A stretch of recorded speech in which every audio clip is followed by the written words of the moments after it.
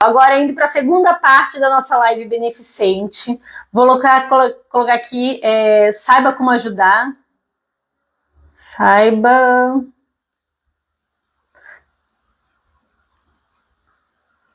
Aqui, entrou, deixa eu já aceitar aqui, você já manda o convite.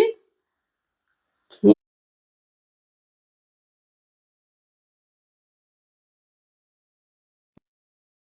Vamos ver se foi.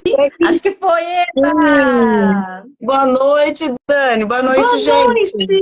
Tudo bem aí? Tudo bem? Tudo. Deixa eu ver se eu ergo essa câmera um pouco aqui. Aí. Tudo Gente, só certo? Obrigado, para viu? vocês que a gente está fazendo uma live aqui que é beneficente, com o objetivo de você conseguir informações para que você ajude o pessoal no Sul. Você às vezes está meio perdido. Gente, quem tem aqui questão de Pix, qual é o lugar que eu vou levar a coleta de mantimentos? Então, se você digitar SOS RS, você vai receber essas informações no direct. E eu queria te agradecer por aceitar, participar, estar Obrigada, conosco Dani. aqui. Eu não tô te vendo, tô vendo só uma tela preta. Tô te ouvindo, mas tô vendo só uma tela preta. O meu já aconteceu esse erro, é terrível. A gente passa a live inteira Não faz vendo para mal. uma tela preta, assim, sem entender o que está acontecendo. E aí, deixa assim mesmo? Pode deixar, né? Não tem problema. Acho que o pessoal se ouve e Se vê. você não se Tá bom. incomodar de não ver nada, Não, eu de vou jeito falando. nenhum. Fica De igual jeito nenhum, ligação tranquilo. telefônica. É, Gente, então nós vamos falar sobre a ciência da inclusão. A Maria Elisa ela é especialista nessa área, então vai contribuir demais justamente sobre porque com inclusão a gente pode reduzir o bullying, né? Então trazer certeza. justamente. E aí eu A queria gente fazer essa tem. primeira pergunta para você. Como é que a inclusão e o bullying, né? Como é o bullying, a importância de todo esse ecossistema, a escola, é importante a escola ter domínio das práticas baseadas em evidência científica para evitar o bullying. Como é que é possível É isso? possível. Ô, Dani, o que que acontece? A nossa cultura, o ser humano, conforme ele foi evoluindo, ele foi exposto às condições das diversidades, e como a gente não estava muito acostumado, inclusive com mecanismos legais que transformou isso depois em crime, né? Isso foi natural na vida da gente, natural. Então, nós crescemos, eu sou de uma geração aonde tudo bem ser zoar com o cara, sabe? Era assim, popular, você tá ali e tal. E o alvo do bullying, ele entendia isso como um papel popular. Então, algumas pessoas, ao longo do tempo, o bulinado em si, ele entendeu que tudo bem, isso fazia parte de uma cultura e às vezes não tinha ferramentas, não estou falando de TEA especificamente, autismo, estou falando de ser humano. E sofreu com isso. Quando a gente fala em bullying, no contexto que a gente tem hoje, tem que gerar sofrimento. Tem que olhar para características que depõem contra. É onde que a gente vai olhar o saldo devedor do cartão.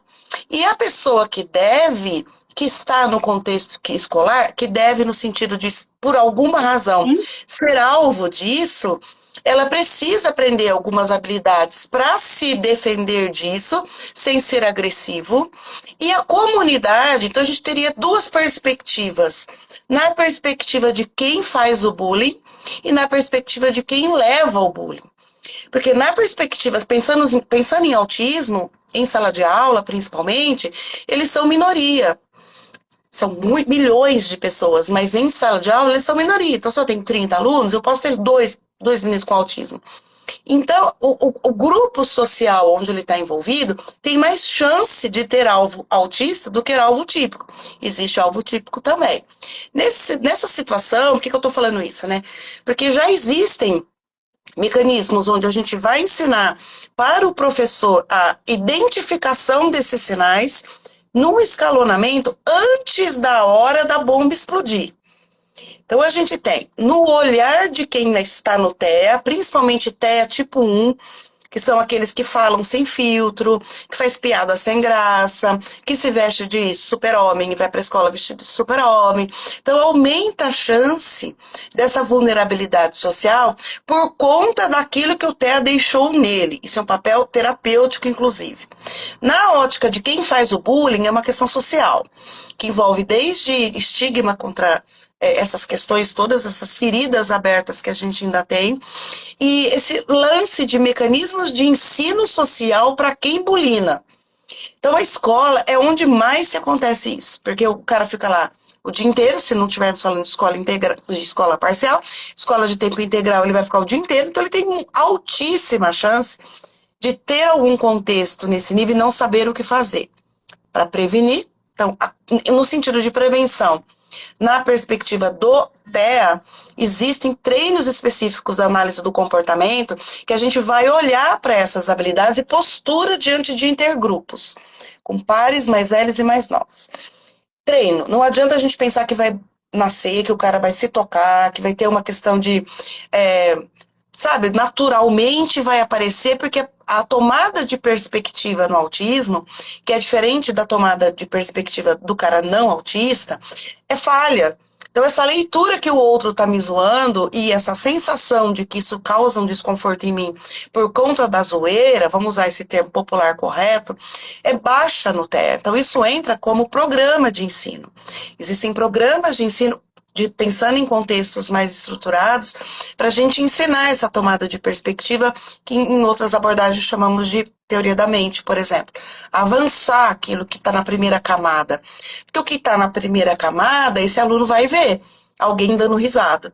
Mas a ironia que está embutida nisso, que está numa segunda camada, não chega como chegaria para uma outra pessoa, inclusive sem autismo, ou se pensarmos em outras deficiências, por exemplo. Então, o professor precisa estar ligado nessas coisas, né? Principalmente o papel de, se tiver um acompanhante, se tiver um professor de apoio, ajudar, né? Se a criança está no TEA1, por exemplo, que é onde tem mais consciência, né, de que a gente pode entrar por esses treinos. Porque se for um TEA3, com habilidades básicas muito deficitárias, o bullying não vai incomodar. Ele nem vai perceber que é bullying. A mãe, sim. Os adultos e o contexto, sim, mas a própria criança não chega nesse limite, vamos chamar aí, cognitivo, de sacar que isso é motivo disso. Se no TEA1 isso já é difícil, nos meninos com mais dificuldade de acessar esse conteúdo, é muito mais difícil. Então, não seria uma grande preocupação com essa população. Mas com as pessoas com TEA1, sim. Então, a gente tem um trabalho comunitário, micro, médio e macro, que vai desde de políticos e deputados não usarem esses termos pejorativos, né, que a gente tem visto, até o coleguinha que senta do lado, não morrer de rir se o menino soltar aí uma estereotipia no meio de um determinado comportamento. Então, a gente tem muito sofrimento ligado ao bullying. Então, a saúde mental, via análise do comportamento, já estudou muito comorbidades de doenças mentais, principalmente depressão, quadros de ansiedade, a partir de 15 anos de idade. Porque isso vai acumulando num tanto, e quando ele vai para um nível X, pensando em comunidade escolar, os jovens são jovens. É diferente de um jovem autista. Então, para a gente salvar essa população que hoje tem 2 anos de idade, hoje a gente tem que começar um trabalho com relação a isso, porque eles serão gerações diferentes das gerações de adultos que nós temos hoje, né? Então, eu tenho a felicidade de poder acompanhar muitas gerações de pessoas com autismo, né? Então, eu tenho meninos que eram crianças quando 34 anos atrás, quando comecei a trabalhar com autismo, que hoje têm 26, 27, 28 anos, 40, 50 anos. Esses sofrem muito mais e reportam essa coisa ruim que veio de memórias ligadas a bullying em ambiente escolar. Então é um super assunto. Fico muito contente de poder estar aqui falando com você sobre isso. Eu, eu, eu, eu acho isso muito interessante, esse assunto. Justamente, depois eu acho que a gente podia depois fazer até um paralelo nisso, né? Com a busca que hoje em dia está do homeschooling, justamente por conta da falta de inclusão, acaba entrando uma necessidade que deveria estar dentro, porque a escola é um lugar riquíssimo, né? E aí, o professor é uma pessoa que ele fica com medo, que ao mesmo tempo ele tá com medo de virar notícia de jornal, né? Televisão, Professor hoje em dia não tem medo de virar notícia da televisão, da internet. E, ao mesmo tempo, ele é colocado numa situação que ele fica ali com 20, 30 alunos. Então, vem justamente essa pergunta: como é que eu posso adaptar minhas estratégias de ensino para atender um aluno autista, considerando toda essa diversidade da sala de aula? Como ele pode ajustar esses métodos nessa vivência, Eu, fazendo o possível, né? ó, o que eu entendo e que a gente confirma, né, no dia a dia, aquilo que a literatura já escreveu, a gente tem, se eu puder listar, teria 10 coisas que eu queria falar sobre isso. Eu acho assim, primeira coisa que a gente tem que fazer é o professor entender o autismo. Que ele não tá ali por sem vergonhice, isso que tá acontecendo ali não é falta de cinta, ele não tá ali porque tá com espírito maligno, não é isso. O TEA provoca alguns desvios ou atrasos, e o professor precisa conhecer isso. O professor é obrigado a saber disso? Hoje eu poderia dizer que sim, porque amanhã pode aparecer um cara com autismo que não esteve no passado. Então, os professores de gerações passadas não precisavam saber disso, porque nós destinávamos esse grupo para escola especial durante muitos anos. Eu sou fruto da escola especial, fiquei mais de 30 anos na PAI. Então, nós nascemos, a escola para pessoa com deficiência nasceu do movimento da educação especial, a quem a gente deve muito, somos gratos e precisamos ainda. O que vem acontecendo com o movimento inclusivo e muito por influência dos pais, glória a Deus, que os pais têm na mão a chave, né, para poder virar qualquer coisa, nós entendemos que a necessidade de oferecermos múltiplas oportunidades de equidade nesse grupo abriu a porta de qualquer escola, mas precisou virar lei, precisou virar crime se o diretor disser que não quer esse menino ali nessa sala. Então, o professor hoje precisa entender minimamente que essas características que nós estamos vendo não são frutos de simplesmente vontade de me comportar assim. Então, como analistas do comportamento, a gente entende que ele teve condições que foram criadas pelo próprio ambiente, de dentro ou de fora, que faz com que apareçam esses sinais, senão não teria diagnóstico de autismo.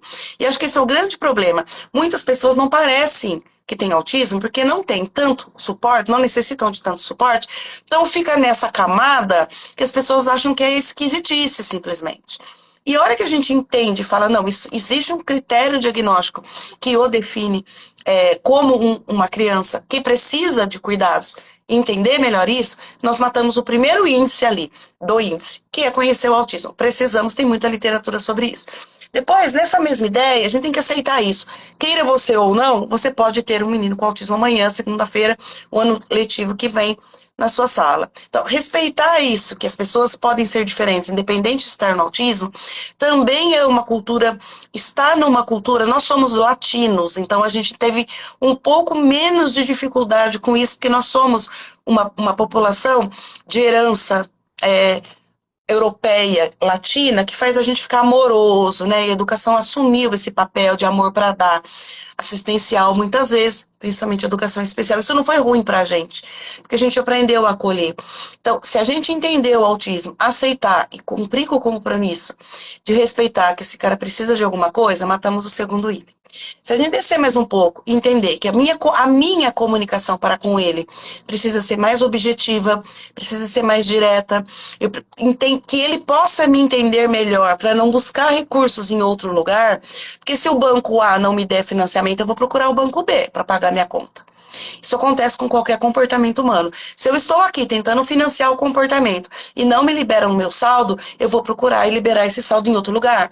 E aí começam a aparecer comportamentos que a gente não quer ver, que não são interessantes para aquele momento, são interessantes para a criança, porque tem o valor, né, para ela. Então, descendo nessa escala, se eu estabeleço enquanto professor um modelo de comunicação minha para com ele, em qualquer âmbito de comunicação, a gente já começa a financiar melhor esses comportamentos e ajudá-lo, inclusive, a te contar quando for alvo de bullying. Porque esses meninos têm vergonha, todo mundo tem vergonha de contar. E de dedar o amigo, isso queimar o filme social. Então, em treinos de habilidade social, quando a gente fala, olha, você precisa pegar um adulto de segurança. Qualquer coisa que acontecer, vai lá e conta para essa professora. Chega na professora, ela tira sarro também. Isso acontece pra caramba. Ela fala, larga a mão, menino, vai lá dar um tapa nele. Não é pra dar, mas a gente escuta isso. Vai lá e fala pra ele, larga a mão, você tá pensando que é você. Acaba estragando um pouco o modelo de competência social que a gente está querendo ensinar para esse menino. Então, o professor se atentar a isso também. Uma outra coisa inclusivista extremamente importante, baseada em evidência, é a garantia e manutenção de rotinas e previsibilidades. Então, pensando em sala de aula, pensando em equipamento escolar, a manutenção de rotinas previsíveis, por mais que você não queira também, ela é fundamental para qualquer ser vivo e para a maioria de algumas espécies de um lugar do mundo para frente. Então, se você rega a sua planta numa determinada regularidade, a tendência dela é crescer numa determinada regularidade, a depender da estação do ano. Ser humano é a mesma coisa, ser vivo é a mesma coisa. E na escala do desenvolvimento, da evolução da gente, o ser humano hoje, do jeito que nós somos hoje, que é diferente de como éramos milhões de anos atrás, funciona melhor com rotinas e previsibilidade. Então, antecipar conteúdos, destacar de material de textos aquilo que é mais importante, cortar aquilo que é relevante, quebrar em pedaços menores até chegar no maior. Por que tudo isso? Porque eu preciso dar para ele um gabarito diferente de comportamento, para que ele, acertando mais, vamos dizer assim, e aí a aplicação dos níveis de ajuda que a Carol estava falando, nós damos menos oportunidades dele ser exposto a algumas situações que virarão alvo de bullying. Então, isso é mais uma coisa que o professor pode tentar garantir no dia dele por ali. Uma outra coisa importante é a questão da sensibilidade sensorial. Às vezes, não é frescura a gente pedir para mudar ele de lugar. Não é frescura permitir levar uma almofada para sentar. Ou permitir que ele use uma almofada vibratória aqui. Ou algumas alternativas que nós temos terapeutas ocupacionais especialistas nisso, que nos ajudam. Eu não sou terapeuta ocupacional, sou psicóloga. Mas existem terapeutas ocupacionais diretamente ligados a gente que poderão ajudar você, que é professor, a organizar essa dieta sensorial ali dentro também. Hoje em dia, a gente tem muitas escolas, Dani, eu sei que você sabe disso, eliminando o sinal sonoro, que é aquela sirene horrorosa que gera, ela é previsível, porque é sempre 9h15, sempre 12h15, sempre 8h10. Então a criança já fica esperando que pode acontecer aquele sinal. Isso é uma super medida da gente mexer com sensibilidade sensorial. Acho que a gente tem que pensar, e infelizmente a gente não vai dar fim nesse assunto, podemos falar isso em outro dia também, que é sobre adaptação curricular, né? Que a gente só vai atender a demanda do cara se nós tivermos uma avaliação precisa para podermos pensarmos em metas específicas e diretas, para que eu possa pensar em material para essa meta, pensar em procedimento, como é que eu vou ensinar isso para ele, critério de aquisição. Então, eu quero que ele aprenda a copiar o nome e o cabeçalho da lousa, beleza. Para classe, nós vamos ter cabeçalho, nome na lousa. Para o meu, o que eu posso fazer para facilitar esse acesso? Porque se eu deixar ali de base do jeito que todo mundo vai fazer, provavelmente ele vai errar. Então, redução de chances de erro, oferecer mecanismos mais rápidos para que ele possa cumprir até antes do tempo do que dos outros. Perceba que isso também ajuda a reduzir vulnerabilidade para bullying. Porque ele está fazendo, ele é bom, ele não errou tanto, ele não passou vergonha, ele não ficou para trás como ficaria se não tivéssemos adaptação curricular.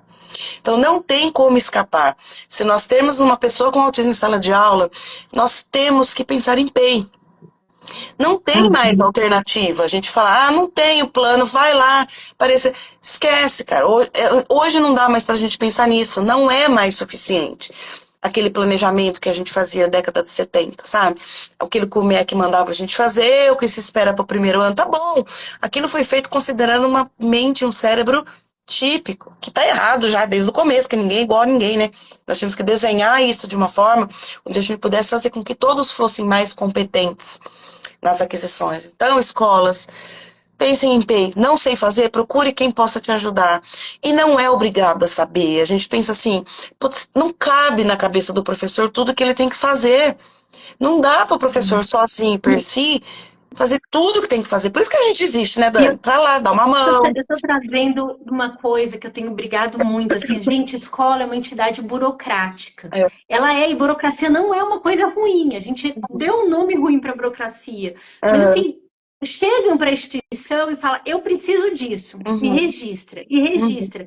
Porque aquele medo do professor virar notícia de TV, o momento que você registrou todas as suas necessidades que você precisava, tá ali registrado, tá guardado em 2 guias.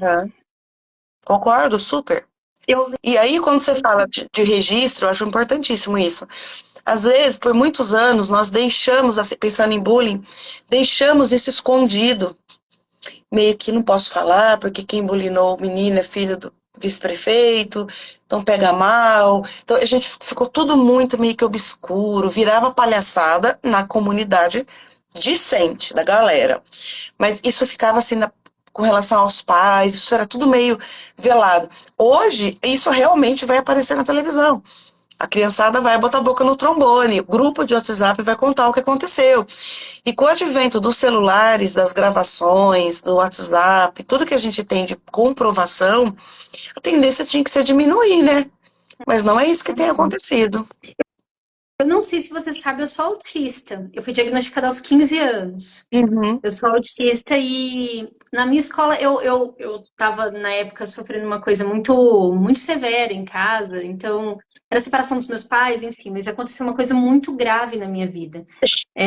Uma menina inventou uma história, enfim, eu era diferente, eu me vestia de forma diferente. Você tá falando lá Vai de se vestir vestir de de super-homem? Eu ia pra argumento. escola todos os dias com um sobretudo preto até o chão. Uhum. Eu era bem assim, e pra mim tava tudo Tudo bem. Um dia eu certo. falei assim, gente, é tão legal colocar minha lente azul do óculos. Fui lá, coloquei minha lente azul numa época que todo mundo buscava aquele O padrão. padrão E pra do mim tava uniforme. super. Era chapinha no cabelo e segue, né? Uhum. E, enfim, essa menina inventou uma coisa muito grave minha, mas muito grave mesmo, que repercutiu em toda a escola, toda essa situação. Eu vejo que assim, se eu não estivesse vivenciando um outro foco, e essa falta de percepção, acontecia muita coisa comigo, de uma pessoa chegar pra mim e falar assim, ai, Dani, pediu um favor. Dani, tem como você trocar essa garrafa ali pra mim, por favor? Eu, lógico, pegava a garrafa, nem tinha olhado que a garrafa, a pessoa tinha, abriu a garrafa, tomou, fechou e me entregou para devolver. Então, Uhum. essas nuances, essas brincadeiras que não eram, que causavam um certo problema, eu não tinha essa Uhum. percepção. Não Sim. tinha mesmo, assim. Na verdade, sabe o que eu aprendi na vida? Isso daí é muito complicado. Eu aprendi a evitar contatos. É isso. Então, durante a minha vida inteira, a Franklin tá aqui, durante a grande parte da minha vida, eu trabalhava numa emergência durante a noite, assim, eu fazia, sempre estava na faculdade, tananã, e eu passei no concurso, eu me guardei ali dentro. Uhum. Eu trabalhava de madrugada por conta de todo esse meu histórico de vida. Uhum. E por isso que a gente tem muitos processos de evitação social para não ter, por conta de baixas estratégias de enfrentamento, preferem nem enfrentar. Então, essa chance de encontrarmos uma pessoa ateia em quarto, ampliando o hiperfoco, ficando melhor naquilo que é e menos competente socialmente, é muito alta. E você quer saber? E tudo bem. Só que vai chegar uma hora que é necessário estar com os grupos. Tem um grupo que eu acompanho aqui, de meninos TA1, e nós sempre fazemos debates, e dividindo a sala em dois. Uma vez fizemos um debate onde todo mundo TA1. Metade do grupo tinha que dizer que viver com os outros é bom, é importante, e metade tinha que falar que não é bom, não é necessário. Só que todo mundo acha que não é necessário. Então, o grupo que tinha que dizer, que convencer o outro grupo de que é preciso estar com os outros, gastou um monte de vocabulário, um monte de cenários para convencer de que tem que viver com os outros, mesmo sabendo que não querendo. Não convenceu. Até eu fiquei meio convencida de que acho que é até bom não ter muita gente por perto, assim. Tamanho foram as habilidades que eles tiveram de convencimento de que, ó, os outros podem não ser tão bons desse jeito. E aí, como eu tenho que terminar bem, tem que acabar tranquilo aquele dia, nós fizemos 50%. Então, ó, tem dias que é melhor eu estar com o outro, tem dias que é melhor eu estar sozinho e tudo tranquilo e tudo certo. O lance é mais desenvolver isso, a escola tem um papel fundamental. Na verdade, eu desconheço o lugar melhor que a escola para treino dessas competências. Porque é justamente ali que o imprevisível vai acontecer, é justamente ali que pessoas de várias idades, né, de várias configurações vão passar e onde os problemas poderão aparecer. Então, o professor é um agente fundamental, é uma das parcerias que a gente mais tem que ter. Família sempre em primeiro lugar e depois os professores, porque a gente vive muito tempo em escola, né, Dani? Eu estou na escola até hoje. Eu tenho 53 anos, Escola 35 anos fazendo isso e estou na escola até hoje. Então, não tem como a gente esquecer que a gente é estudante ao longo da vida, né? é essencial a escola e o professor sendo esse vetor e cobrando e falando para as famílias lutem para que instrumentalize mais essa escola, porque como eu trouxe aqui, eu fugi durante muito tempo desse contato social, as redes sociais me fizeram, o meu marido está falando, como eu aprendi uma vida em 4 anos desde que eu entrei nas redes sociais, Uhum, mas eu desenvolvi transtorno de pânico por conta uhum. disso, por falta de habilidade social. Sim, Eu só tenho que te agradecer. A gente tem muito que conversar, a gente tem muito mais com live. Eu sou muito grata. certeza. E para quem chegou agora, nós estamos numa campanha, uma live beneficente, que eu é para, se você quer saber mais sobre como ajudar o Rio Grande do Sul, basta você digitar SOS RS, que você vai ter uma listinha ali dos lugares de coleta no Brasil para você levar suas coisas, aonde tem as instituições que estão ajudando de fato ali, que estão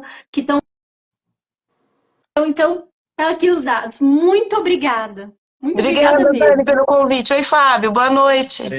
Bom te Beleza. ver. Dani, obrigado, turma, obrigado. Ó, Beijo. SOS RS aí. Valeu, tchau, tchau. Tchau, abração.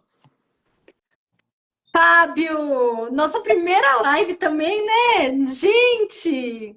Fábio, muito obrigada por ter tá aqui. E você tem uma história direta, né, com o Rio Grande do Sul.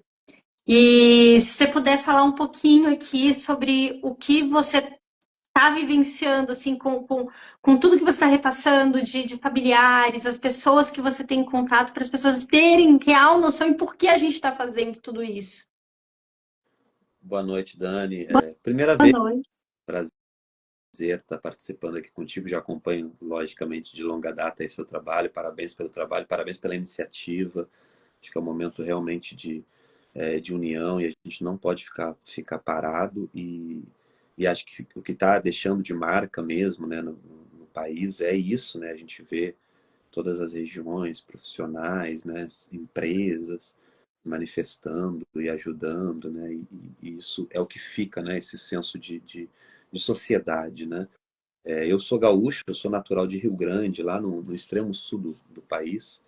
Eu me mudei para o Rio de Janeiro há 15 anos a trabalho, acabei ficando por aqui, mas eu tenho residência no sul, tenho um sítio no sul, vou para lá 2, 3 vezes no ano. Esse mês eu iria para o sul, iria tanto para Gramado semana que vem com a minha esposa, já foi cancelado, lógico, e no final do mês num congresso lá na minha cidade natal, Tearg, que ainda não foi adiado, mas provavelmente não vai ocorrer. Minha mãe está no sul, meus irmãos, minha família, então graças a Deus a nossa cidade lá não foi tão afetada quanto cidades mais próximas de Porto Alegre, Vale do Taquari, né, onde a gente está vendo todas essas imagens, né, de cidades totalmente devastadas.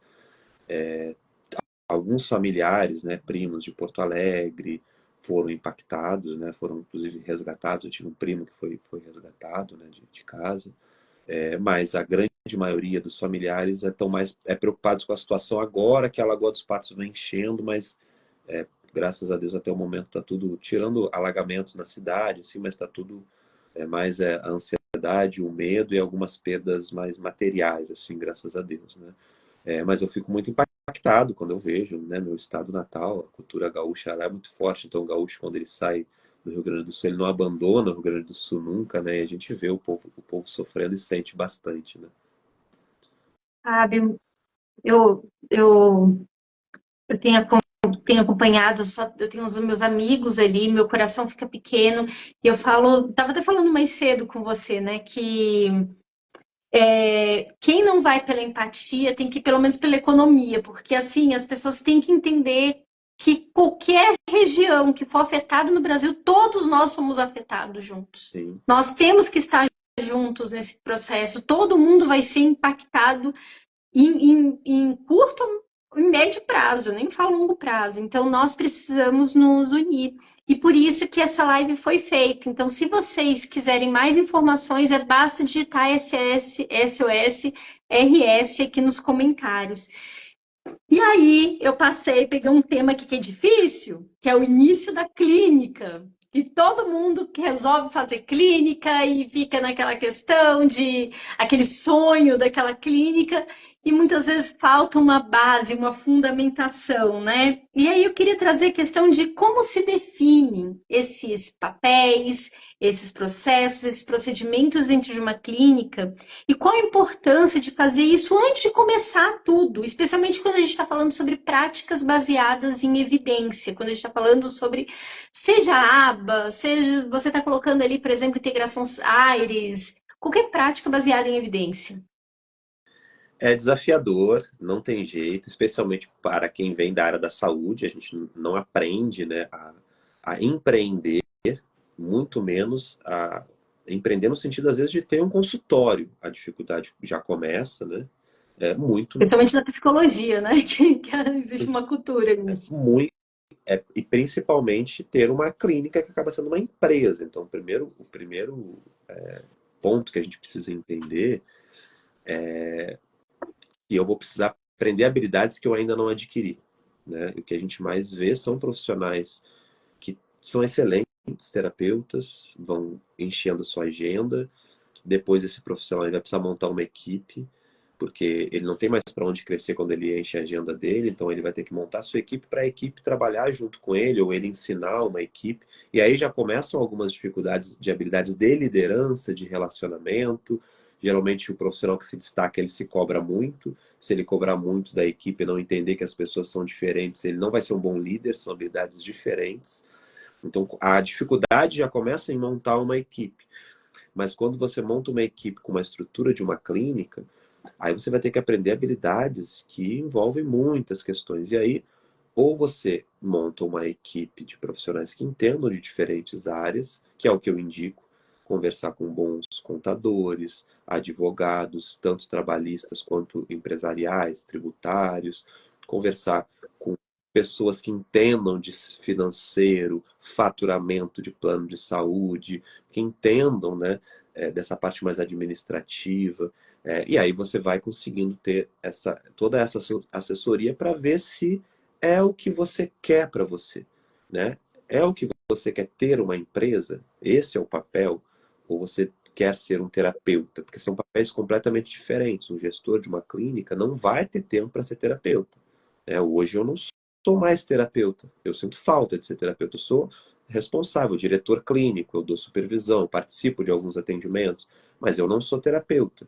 As crianças que eu tenho mais contato para ensinar hoje são os meus filhos, né? Eu não perco a mão porque diariamente eu estou com os meus filhos, mas se não de tanto tempo ficar sem aplicar, você não consegue mais ser um analista do comportamento.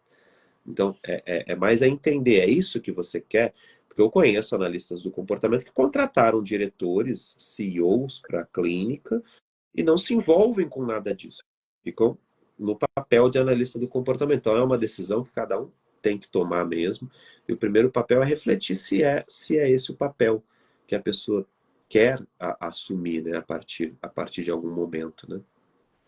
E esse papel ele é muito importante, essa diferenciação, porque é a história do que eu já ouvi algumas vezes, né? Do piloto indo servir cafezinho. Não pode! O piloto tem que estar pilotando todo, gerenciando tudo isso para que realmente funcione. E aí eu sinto uma questão que nós falamos aqui dos papéis, né?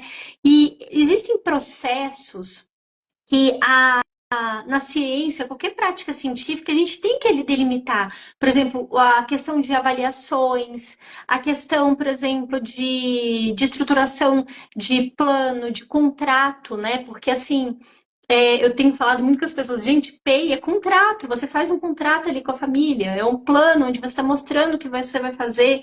E toda essa sistematização deixar muito claro, né? Como é complicado isso, porque todo mundo quer já começar e tem muita demanda. Com o tanto de demanda que tem, né? Então a pessoa fica naquela sede de iniciar tudo isso. Entender que assim, você precisa, sabendo fazer, que é o primeiro passo, eu sei o que fazer, né? Então, eu saber o que fazer significa que eu sou um bom profissional. Então, não tem como eu ter uma clínica de aba se eu ou alguém que estiver comigo na gestão não for um bom analista do comportamento. Então, esse é o primeiro passo, mas não é o suficiente. porque agora a gente precisa pensar e até trazer da análise do comportamento mesmo. A OBM está aí, né? A análise do comportamento organizacional pode nos ajudar muito na organização de uma clínica. Eu preciso pensar agora como que eu posso fazer com que toda a clínica mantenha o mesmo nível de qualidade que eu tinha na minha intervenção. Como que eu posso que a clínica, porque quando a gente tem uma clínica de qualidade, uma clínica que tenha práticas baseadas em evidências, quem ensina a criança não é o AT, não é o supervisor, não é o terapeuta, não é a família, não é a escola, é a clínica. Com todas essas pessoas envolvidas, mas é um modelo de trabalho. Se sai um, entra outro, o modelo segue ensinando. E isso que é desafiador, você montar um modelo eficiente, um modelo com um calendário de avaliação, com quais vão ser os instrumentos que vão avaliar, com treinamento de AT, qual é o treinamento que o AT vai fazer, qual é o treinamento que o supervisor vai fazer, qual é a periodicidade de supervisão. Então tudo isso precisa estar estruturado. Então a gente precisa de duas coisas, na verdade, né, para ter uma clínica eficiente, de sucesso. A gente precisa de pessoas comprometidas, bem selecionadas, treinadas, né? Então, selecionar bons terapeutas, treinar esses terapeutas, né? Esse é o primeiro passo.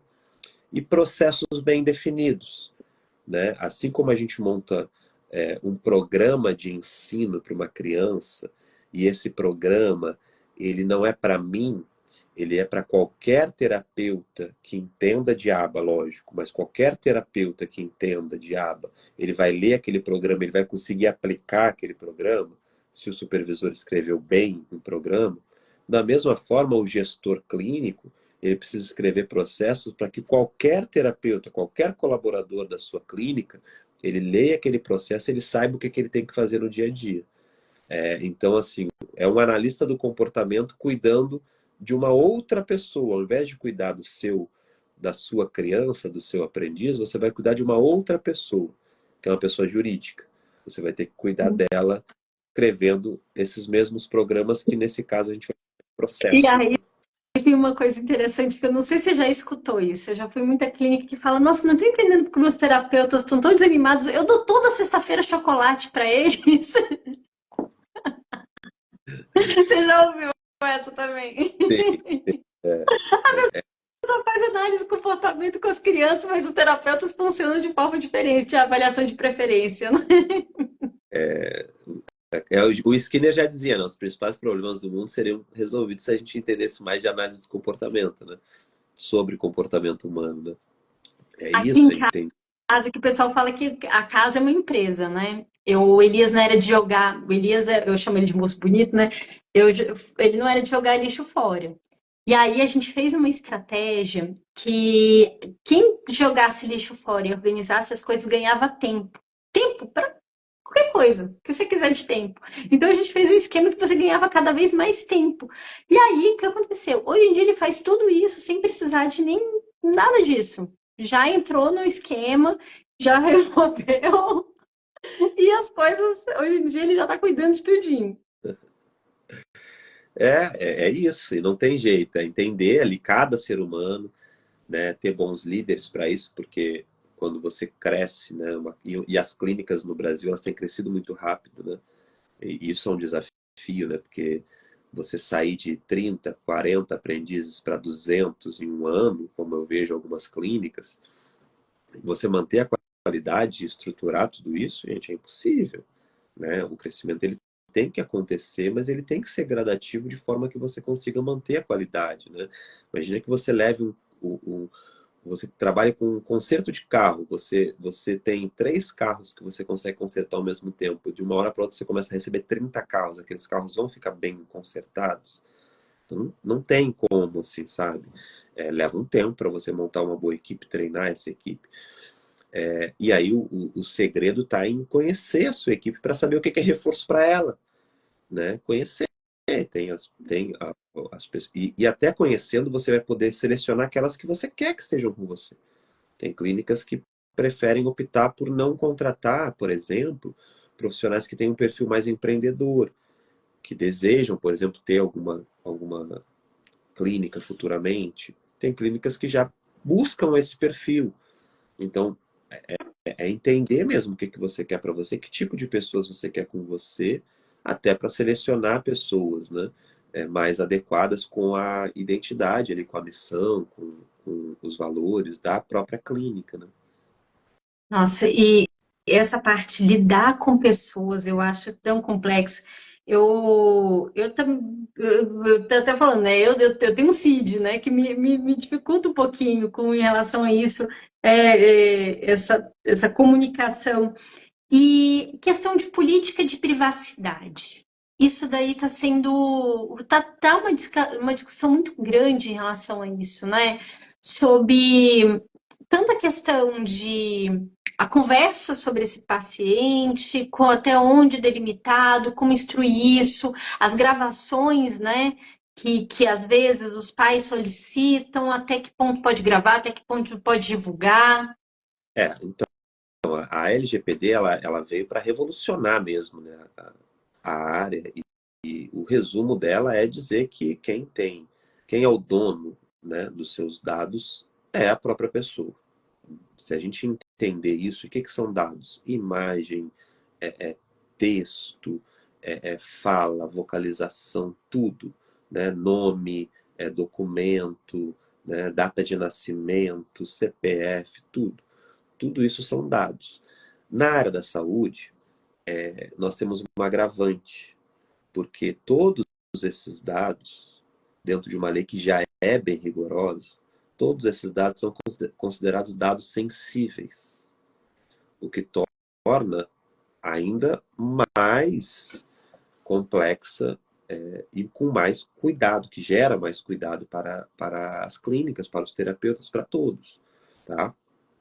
Então, basicamente, todos esses dados só podem ser compartilhados com autorização expressa do dono dos dados, tá? Quais são os cuidados, né, que a gente precisa ter, então? Primeiro, na questão mais administrativa, ter software, tudo relacionado de acordo com a LGPD, porque aí essas empresas elas já vão assumir esse risco caso os dados vazem, enfim, você está resguardado, né? Aonde que você lança, em que sistema você lança todos esses dados. Mas do ponto de vista terapêutico, primeiro, documentos, né? Só serem compartilhados com autorização expressa, né, dos aprendizes, no caso de maiores, no caso de menores da família, dos responsáveis, tá? Então montei o meu PDI, né? Quero compartilhar, né? Aqui a gente chama de PDI, mas algumas clínicas chamam de PTS, PIC, PEI, né? Montei o meu currículo, vou compartilhar esse currículo com a escola. Não pode. Só posso se a mãe autorizou. Eu posso entregar para a mãe pedir para a escola. Ou eu posso pedir autorização expressa para a mãe e dizer: olha, eu vou visitar a escola semana que vem, gostaria muito de entregar o meu currículo para a escola. Se autoriza? Autorizo. Então, a mãe, né, o responsável, ele vai autorizar. Imagens, vídeos, mesma coisa. E no caso de vídeos e imagens, no caso da psicologia, porque apesar da análise do comportamento não ter legislação no Brasil, né, Dani, a gente não tem oficialmente nenhuma clínica de análise do comportamento no Brasil, porque se não tem legislação, essas clínicas elas estão enquadradas em outros formatos. Você pega o KNAI da clínica, atividade principal, atividade secundária, você vai ter lá psicologia, físio, TO, e essas têm legislação, bem rigorosas, inclusive. Então, a clínica ela tem que estar adequada a essas legislações. No caso nosso aqui, a nossa atividade principal é psicologia. Então, eu tenho um registro no Conselho de Psicologia. O Conselho de Psicologia ele é mais rigoroso ainda com dados, né? Porque ele entende que, em alguns casos, por conta da vulnerabilidade do paciente, mesmo com o consentimento, não seria legal você fazer o uso disso para algumas finalidades, como, por exemplo, publicidade. Mesmo o paciente autorizando, se é um paciente que está com depressão, né, você não vai usar aquele caso ali para propagar o seu serviço. Então, mesmo com autorização expressa, existem legislações específicas dos conselhos que precisam ser respeitados. Mas, do ponto de vista legal, com autorização, você poderia compartilhar esses dados, né, pela legislação, tá? Então, é ter o cuidado de ter esse consentimento. e para a finalidade adequada. Então, vou precisar filmar o caso para levar para o meu supervisor. Tem que ter autorização expressa para aquela finalidade. Só pode ser utilizado para aquela finalidade. Então, usem e abusem da autorização expressa, tá? Para compartilhamento Sim. de dados. Vocalizações são dados, né? E aí a gente precisa ter o cuidado com conversas em sala de espera, compartilhamento. A gente já teve casos de elogiar a criança para uma família, tá? E isso gerar problemas. Porque uma outra família ouviu e se sentiu inferiorizada, porque o filho daquela família estava indo tudo bem, estava evoluindo, né? E o filho dela não estava. Então, assim, feedback, conversas, diálogos, retornos, não é no final de sessão, não é na porta de escola, tem local para isso, né? Tem formas adequadas de fazer, né? E também a gente precisa ter cuidado com esses dados, né? Então acho que assim, é cuidado redobrado mesmo, né? Com, Uhum. com os Foi dados, muito tá? interessante isso que você trouxe, que assim, alguns profissionais, eles acham que a devolutiva, ele na porta vai falar assim, foi assim, e isso faz parte de uma sessão. E ela tem um custo, porque você vai ter que explicar. Se você está seguindo uma prática baseada em evidência, você tem que explicar de onde você tirou isso, qual foi a metodologia, por que ele está indo bem, bem em relação ao quê? Ou está indo mal? Está indo mal em relação ao quê? O que vai ter que mudar, encaminhar, enfim. Isso é extremamente importante que você trouxe. E aí vem, você trouxe uma questão que já liga para a próxima pergunta, que é o relacionamento com os pais, relacionamento com tanto no sentido de contratante, né? Porque no Brasil a gente não tem tanto esse hábito do contrato. Principalmente quando a pessoa já está vinculada a um plano de saúde, aí não se faz um outro contrato. Então, como delimitar muito bem esse contrato para saber qual o papel de cada um e como criar um bom relacionamento, especialmente para aqueles casos extremamente complexos, né? Aqueles casos que, assim, a criança não está desenvolvendo, precisa, porque, enfim, tem comorbidades, tem camadas. Como é que vocês desenvolvem? Como você vê como uma boa dica para esses profissionais? Bom, vamos lá. São coisas que distintas, mas se complementam. Ótima a sua pergunta, né? Primeiro, eu vejo como, e aí faz parte do meu modelo de intervenção. É lógico que o modelo de intervenção que a gente construiu, ele é totalmente baseado na análise do comportamento, mas lógico que cada instituição, né, de análise do comportamento vai ter ali o seu estilo, sua forma de aplicar, respeitando as 8 dimensões da aba, mas a sua forma, a sua organização, a sua identidade. No nosso modelo, a gente é muito, muito, muito firme, né? É inegociável, né? A boa relação com os pais. É uma marca aqui da clínica, até por eu ser pai, meus filhos são tratados na clínica, eu vou para a clínica em alguns momentos como pai, a minha esposa vai para a clínica mais do que eu como mãe, né? Tá na clínica, mas às vezes vem um colaborador e perguntar, não, agora eu tô esperando meu filho que está sendo acompanhado, né? É a mãe que está aqui, né? Eu trago essa fala também. Então isso faz parte da nossa identidade. E como que a gente operacionaliza isso para a identidade da clínica? O relacionamento, o bom relacionamento com os pais precisa ser um objetivo de intervenção. O primeiro objetivo de intervenção, construir esse relacionamento. Então, aquele terapeuta, e tem muito, tá? Que tem uma visão mais de justificar o não avanço da terapia, culpabilizando pais, que tem, às vezes, até algumas crenças bem generalistas mesmo, no sentido de, o pai não faz a parte dele, a mãe não faz, né? Eu estou aqui trabalhando, mas eles não fazem. Esse terapeuta, ele não, ou até às vezes até engana e entra, mas não fica. Porque é básico, assim, o analista do comportamento, ele entende de comportamento humano, ele precisa entender que não é só a criança que está sob essas mesmas relações humanas. O seu comportamento vai aumentar ou diminuir alguns comportamentos da família, vai tornar mais provável ou menos provável alguns comportamentos. Então eu tenho uma responsabilidade nessa relação. E eu sou o profissional. Eu que durmo 8 horas por dia, eu que estou Aquela família, eu não sei se ela está dormindo, eu não sei quais são as condições dela. Então, a responsabilidade ativa, e não estou dizendo que é fácil, porque existem diversos estilos parentais, e existem realmente pais que trazem muitas questões, muitas cobranças, às vezes injustas, que muitas vezes passam de um ponto até legal na relação com os terapeutas, né? Eu já vi E terapeuta chorar. às vezes eles têm transtornos também, né? Tem Sim, pais que têm. tem. Sim, então assim, não estou dizendo que todos os casos isso vai acontecer, as mil maravilhas, não. Já tive terapeuta que chegou chorando na minha sala, Fábio, eu não consigo atender mais essa criança. Se você não tirar, eu vou sair da clínica. Mas por quê? Por causa da mãe, por causa do pai. Porque falam coisas que às vezes ferem realmente, são humanos. Mas então eu entendo isso, não é que a gente ignora isso, não. Eu entendo, mas é um objetivo nosso. A gente precisa trabalhar para alcançar esse objetivo. E o que a gente tem visto é que 80, 90% das vezes a gente consegue construir uma relação bacana tendo alguns cuidados desde o primeiro momento. Acolhendo bem essa família, explicando bem como que é o processo, dando escuta, tirando dúvidas, trazendo conhecimento técnico, né, para a família olhar para o profissional e pensar assim, meu filho está em boas mãos. Então, essa família que pensa isso, é muito mais fácil de eu construir uma relação saudável com essa família, né? Então, a gente tem um bom percentual aqui de boas relações com os pais. Mas tem regras, como você disse, né?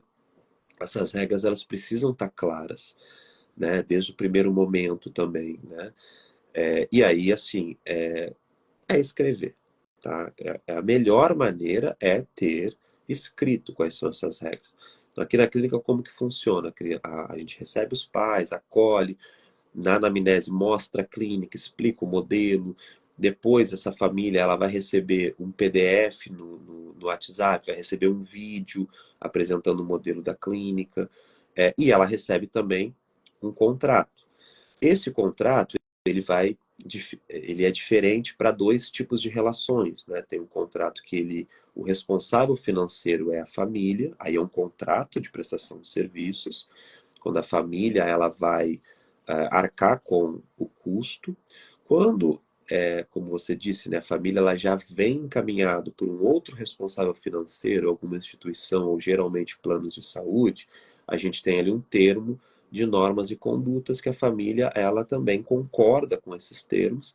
Tem a parte da clínica, tem a parte da família, então não é uma espécie de contrato, mas tem ali um consentimento das normas da clínica que a família assina antes de iniciar as intervenções. Então aí ficam algumas Esse, coisas mais claras, os papéis ficam claros. esse contrato comportamental é o que eu estou batendo de frente com tudo que é desses eventos de palestra e tudo. Eu falo, gente, tem que trazer advogado para ensinar isso. A gente está falando só sobre plano de saúde, mas os psicólogos, os terapeuta ocupacional, eles não estão sabendo fazer contrato comportamental.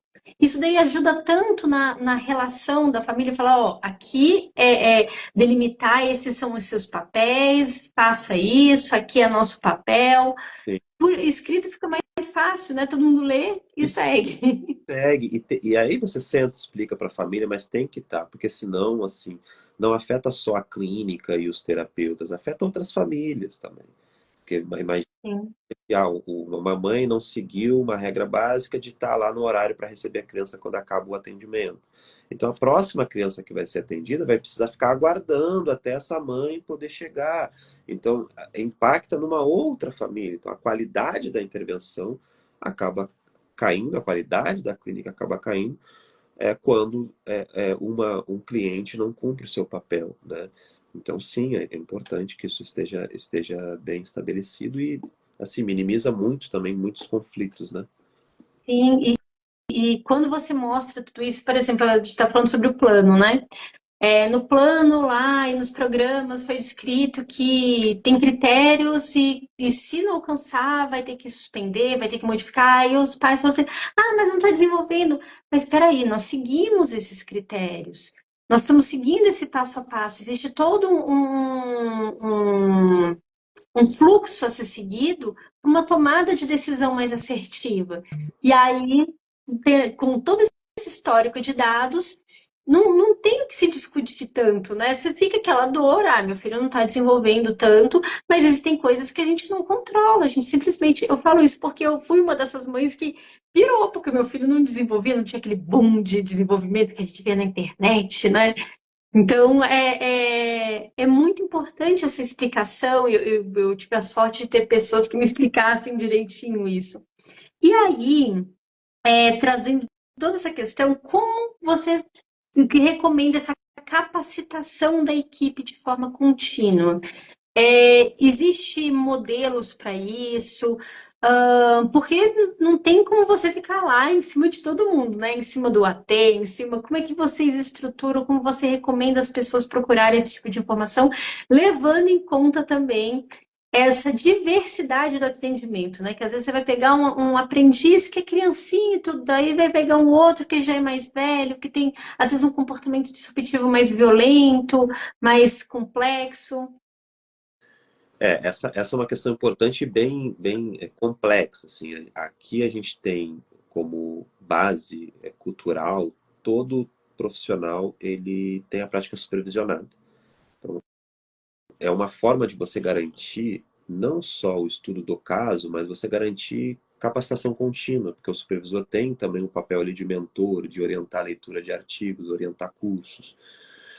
Então isso garante um dos indicadores que garantem uma capacitação contínua. Mas antes disso, tudo começa pelo treinamento da equipe, né?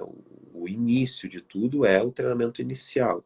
Aqui a gente tem o treinamento tanto para terapeutas quanto para os ATs. A gente tem uma facilidade que é ter a clínica Mosaico, que é a nossa clínica, ela é vinculada à Academia do Autismo, que é uma instituição de ensino. Então a gente tem os cursos da Academia do Autismo que a gente utiliza para capacitar os profissionais da clínica. A gente acaba não gerando custos para a clínica com esse tipo de capacitação, apesar de ter outros cursos fora que a gente investe. Mas os cursos de base, de entrada, por exemplo, os nossos ATs todos fazem o curso da Academia do Autismo. Depois eles vão passar por um treinamento presencial, que envolve algumas supervisões diretas, envolve acompanhamento de sessões de observação primeiro, tem uma ficha de treinamento do AT que o supervisor ele vai como um checklist ali, ticando tudo que o AT vai fazendo até ele aprovar aquele AT para começar as intervenções. Os terapeutas aqui, que são os chamados coordenadores, né, os supervisores auxiliares, eles também passam por um treinamento. E todas as áreas, além da área ABA, nossa clínica é uma clínica interdisciplinar, a gente tem a área da linguagem, tem a área cognitiva, tem a área motora. Essas áreas também têm supervisão. A gente pegou a mesma dinâmica da aba e levou para as outras intervenções, para as outras áreas. Então, as fisioterapeutas têm supervisão com a nossa supervisora de fisioterapeuta. Semanal, tem dados, toma decisões baseadas em dados. Então, a mesma estrutura analítico-comportamental em todas as áreas. O que vai diferir é que na alta carga horária, os assistentes terapêuticos eles precisam de uma supervisão muito mais refinada. Precisa ser muito mais estruturada. E a gente estrutura isso de forma semanal, no mínimo 1 hora, depende da carga horária da criança, essa carga horária é semanal.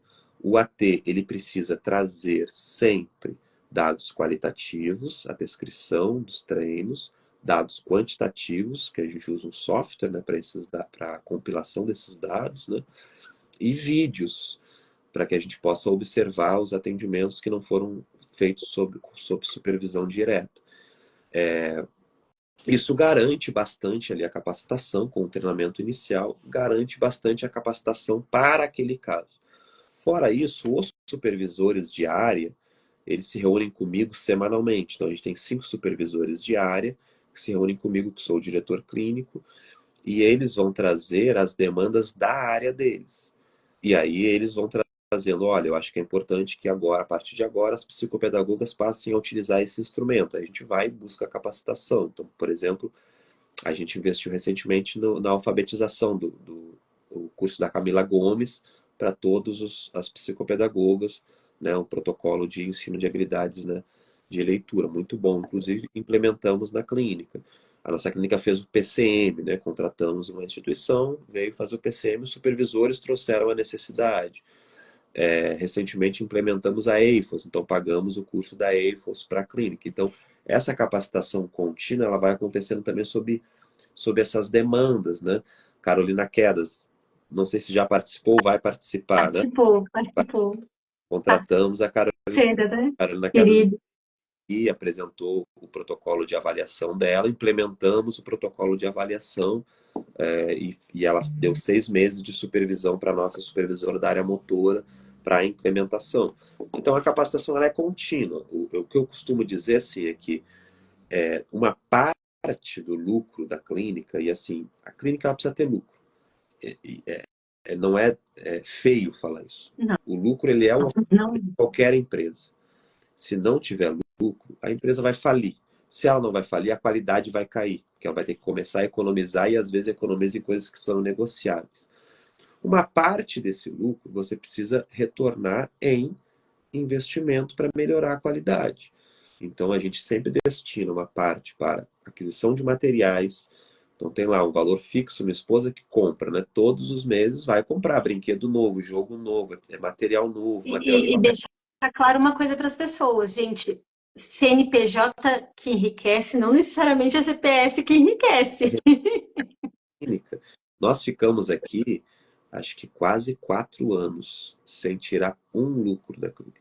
Quase 4 anos. Tinha a Academia do Autismo, os cursos mantiveram a minha família, né? Eu larguei o emprego, minha esposa largou o emprego para empreender com autismo.